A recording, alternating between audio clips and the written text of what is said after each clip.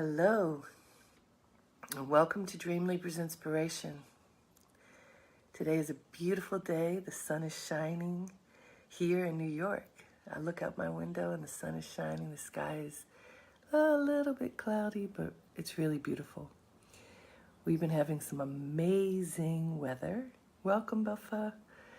We've been having some amazing weather just in the past few days, which actually has made it kind of difficult to stay sequestered, huh? But good morning, Daryl.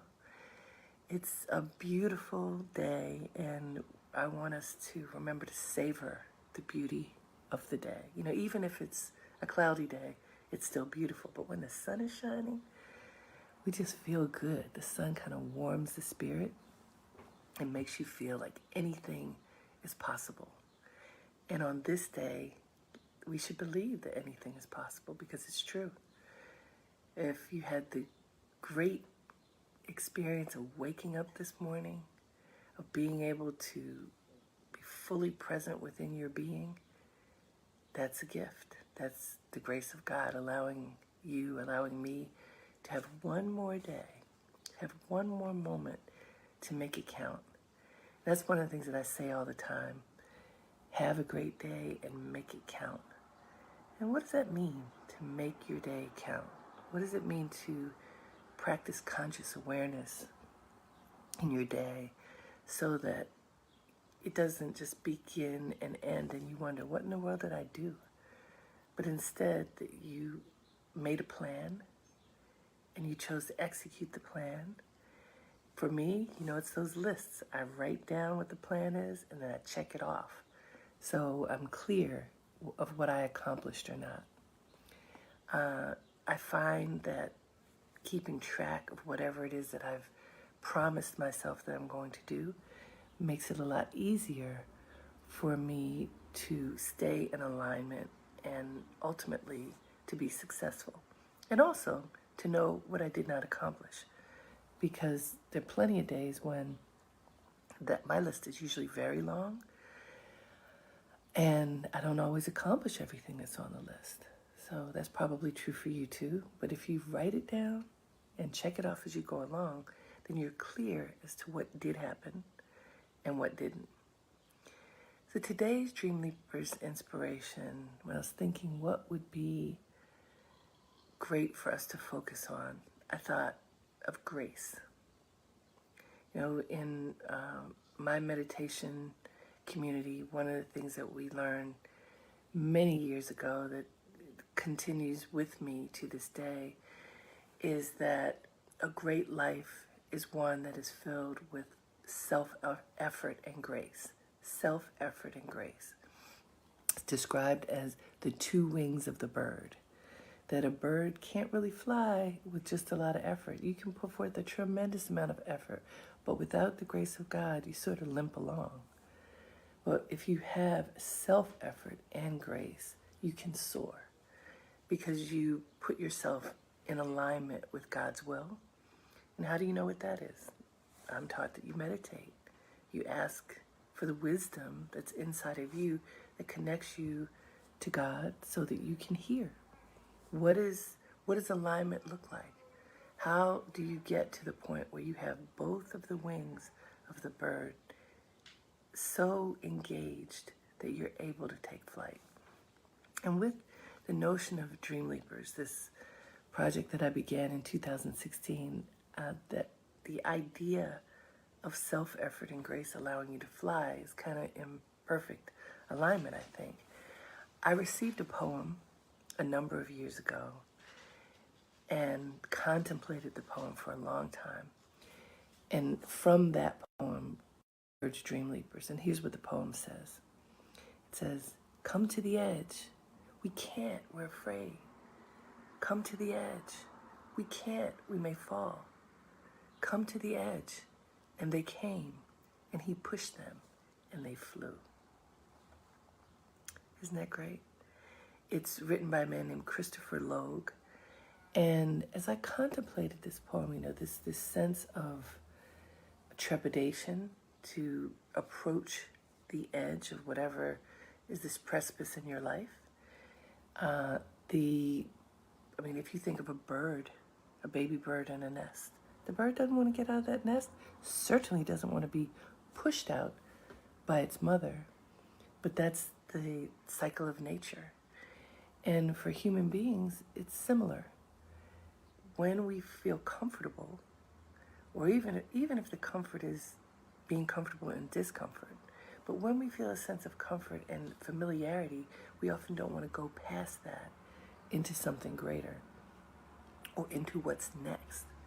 And so this idea of being pushed to the edge by a force greater than you, by alignment with divinity,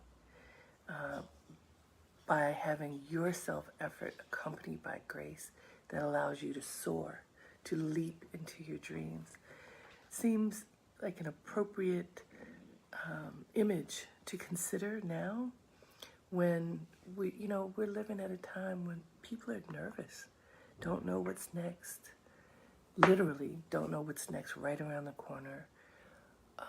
There's so much uncertainty.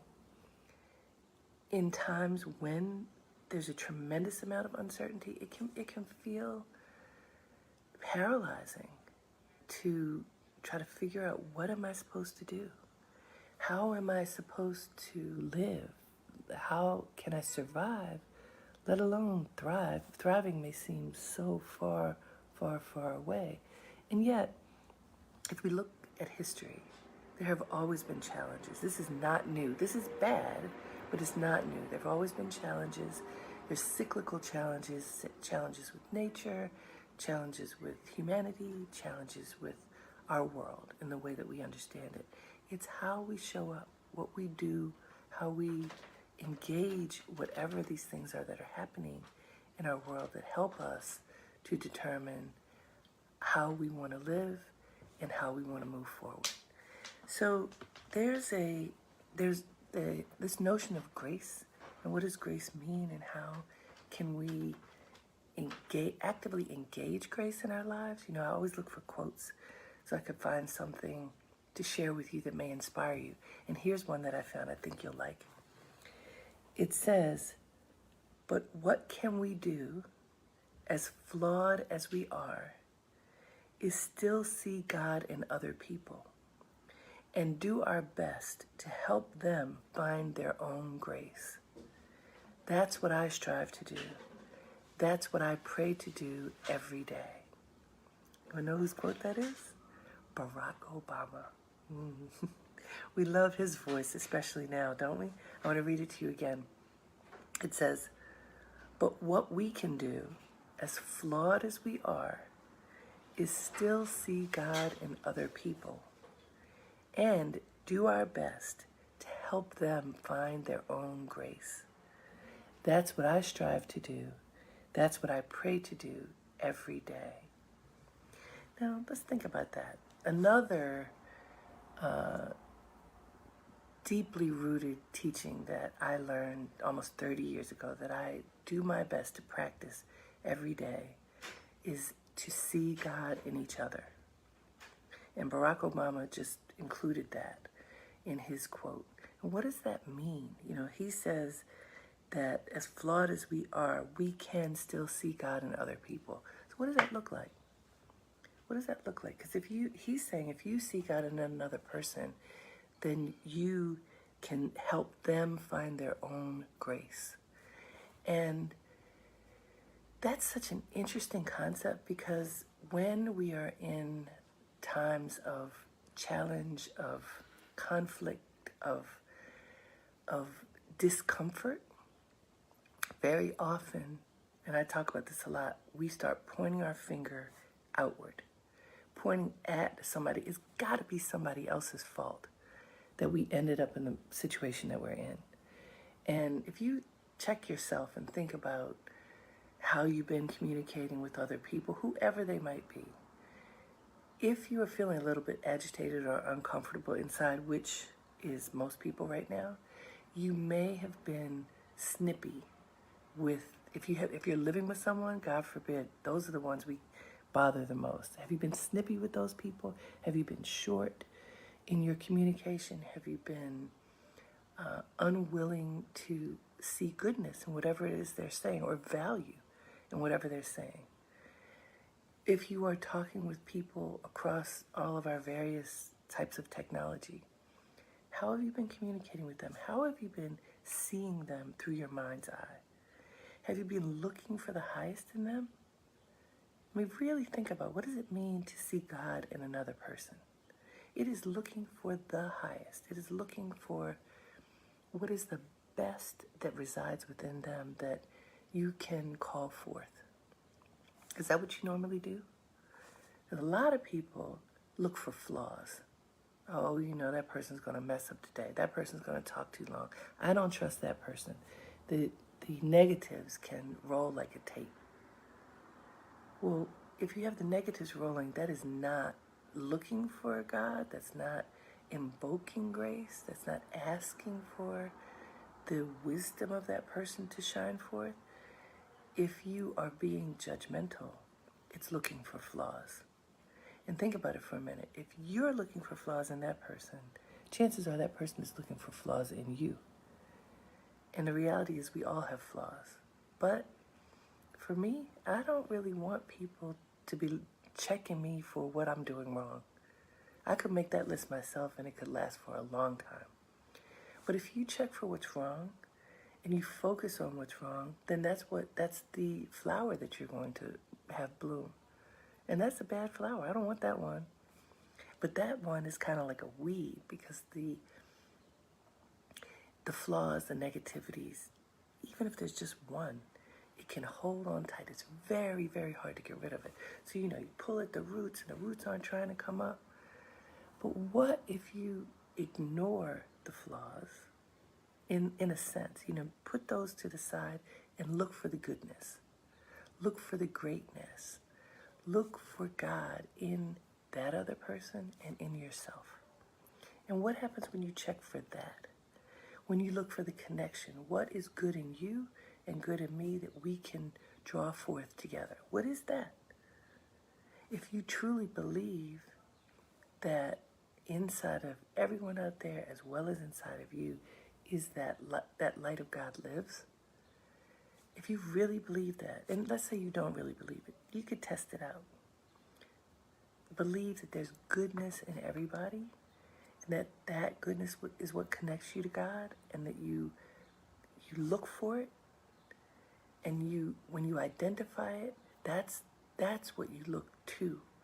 That's what you talk to when you're engaging others. Oh, you have this idea that I think is not interesting, but let me listen a little bit longer.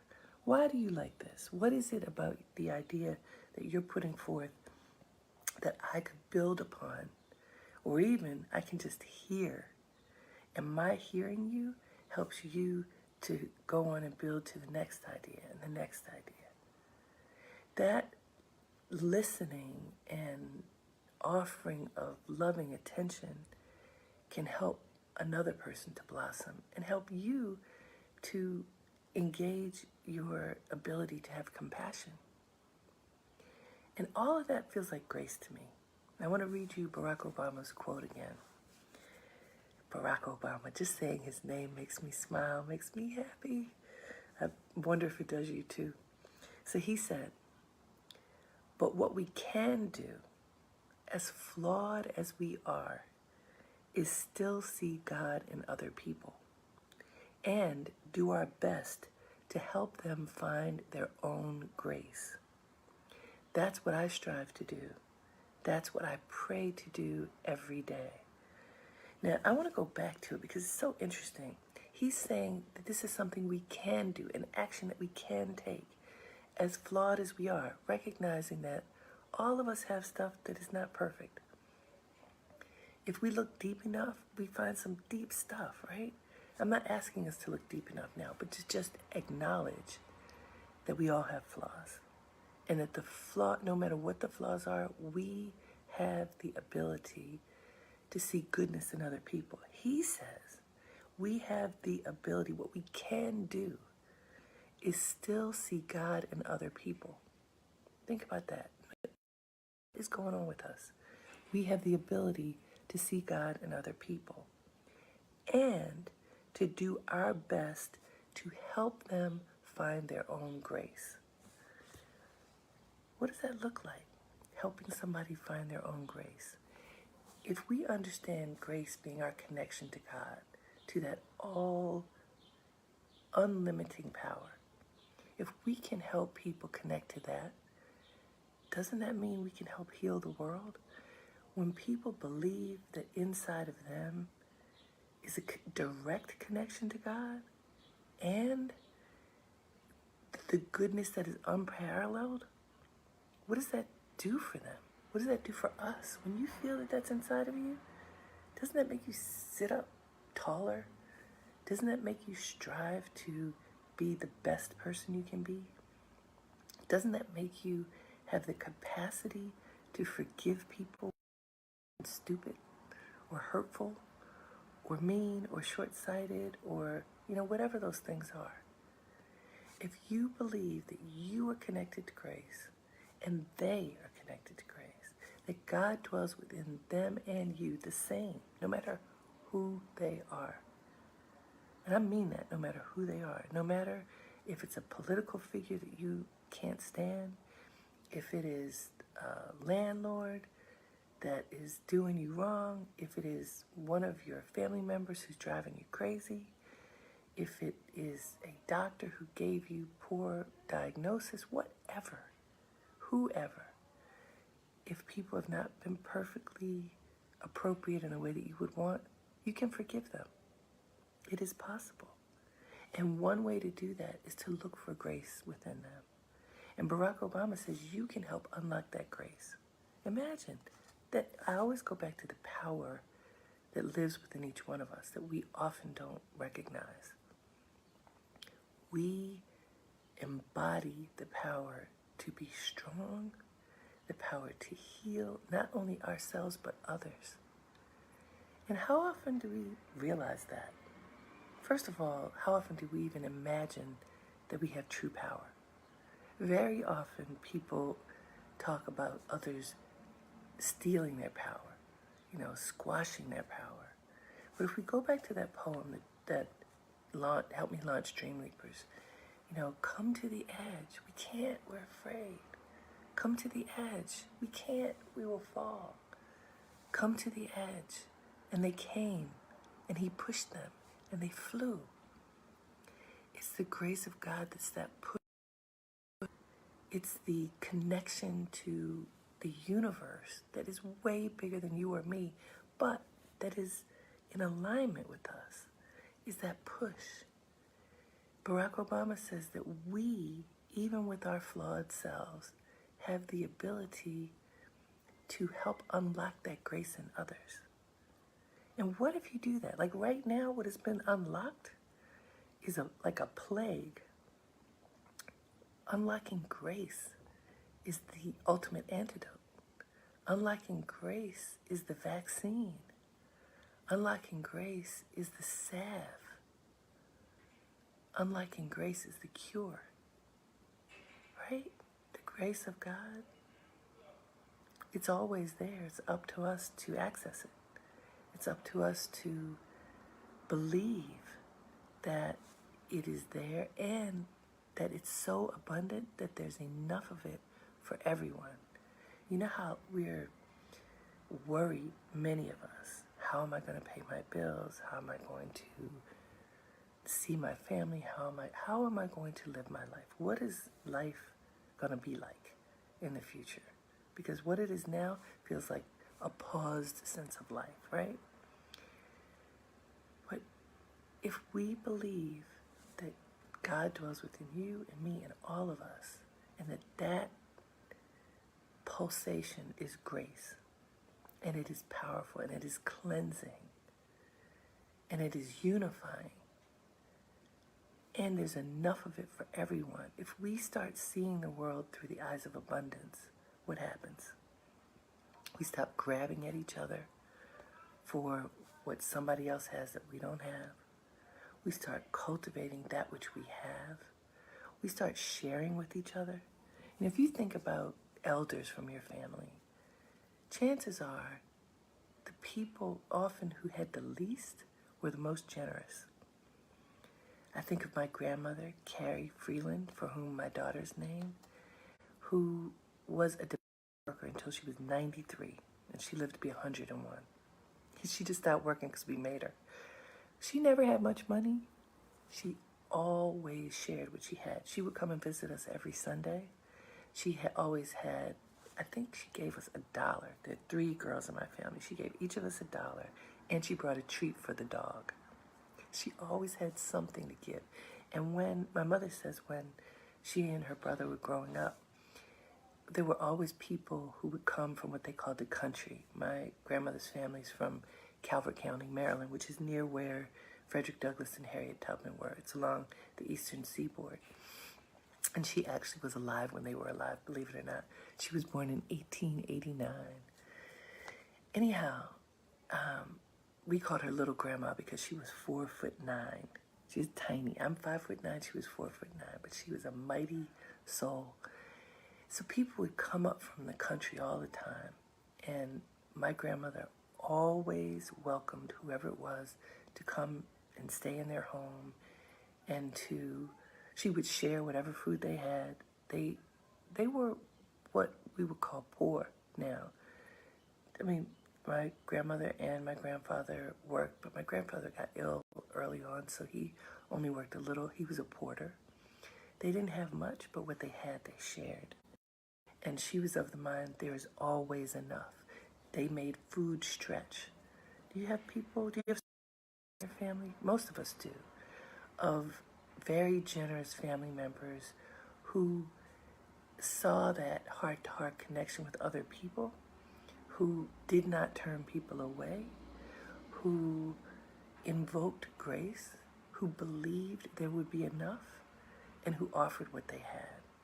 They saw God in each other. They saw we cannot turn away this person who's come for a better chance, to leave a situation that may be difficult. So how can we do that now? What can we do right now to invoke grace, to invoke God's will, to help others to see the grace that lives within them, as Barack Obama said? What can we do to help align ourselves with grace? Because going back to the image that I mentioned at the beginning, I was taught years ago that an empowered life, a capable spiritual life, is one that has 2 wings: self-effort and grace. And if you imagine your life as the life of a bird, self-effort and grace are the 2 wings of the bird. And with both of them, you can fly. With both of them, you can leap into your dreams. With self-effort alone, you could have a miserable life. Yes, you're working hard. Yes, you're doing whatever your best is. But if you are not invoking grace, if you are not seeing God in your life and seeing the enormous wellspring of strength and clarity and universal connectedness that God's grace offers, you may just be limping along, working hard, toiling, and wondering, why are things not working out? And I often say, to me, it doesn't matter how you have faith, but you certainly need to, especially now. Don't you believe that there's a power greater than you? I have respect for all the different ways that people think, but honestly, I don't know how we can survive now without understanding that there's a power greater than us that is making the world stay together even as there are challenges. And if you believe in God, however you believe in God, and that God has the ability to unite us all, to heal us all, to make this world a better place, and that we can have a part in that by that partnership with God, self-effort and grace. And with self-effort and grace, the bird can fly. If you believe that, then in those dark moments, the sad moments, the tender moments, the mournful moments, then you can know that you're not alone. that God is still there, pulsing in your own being, connecting you to others. And so before we go, I want to read you Obama's quote again. Doesn't it make you, it just makes me smile saying his name. We need the wisdom of our beloved Barack Obama right now. And here's what he said about grace. But what we can do, as flawed as we are, is still see God in other people and do our best to help them find their own grace. That's what I strive to do. That's what I pray to do every day. And Matt, just really let those words sink in. He says, we have the ability, as flawed as we are, to do our best to help others find their own grace, to see God in other people. It is a very basic principle of life as I've learned it, to see God in each other, and also a profoundly challenging thing to do. Because when you feel any of those intense emotions, that's the last thing you're doing is thinking about the divinity in somebody. You're thinking about the intense emotion. You're pointing the finger. You're feeling connected.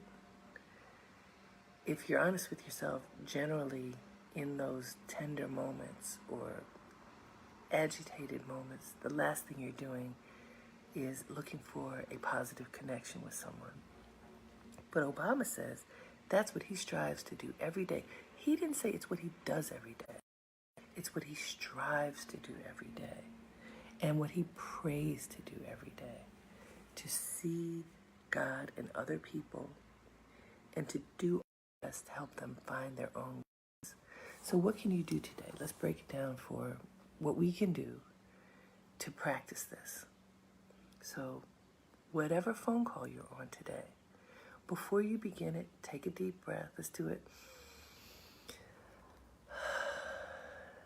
As we like the 3 cleansing breaths. So you could do 3 cleansing breaths and tell yourself before the call that you, at the greatest that you've seen them, it might help them, as Obama says, to find their own grace. Your ability to see greatness in them may uplift them and in turn uplift you. So let's try it today. Let's practice it today. If we can do this today, just practice seeing grace in others and in ourselves. Practice engaging God in this powerful way all day. You might put it on your list. See God in each other. Invoke grace all day long. And engage it. You can do that. Until next time, have a great day and make it count. Namaste.